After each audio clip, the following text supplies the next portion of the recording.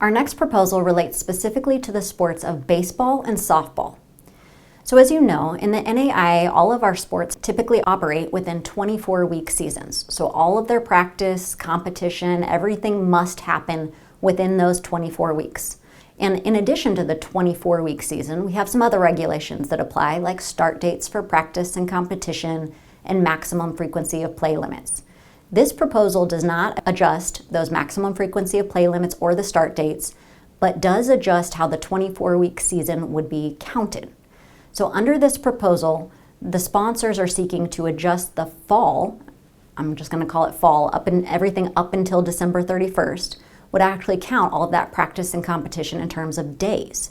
And under this proposal, the spring, everything January 1st and through the end of the academic year, would still be counted in terms of weeks.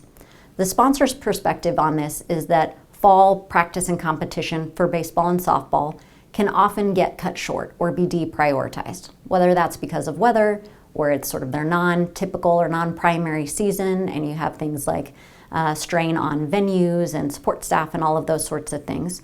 So the sponsors believe that their opportunity to truly use all of their available weeks in the fall often gets cut short. So here, what the sponsors are proposing is that they would be permitted 45 days in the fall, again up until December 31, to perform any sort of practice or competition opportunities, knowing that some of our institutions use fall for actual countable games, scrimmages, exhibitions, and that sort of thing in baseball and softball, while some use it for practice.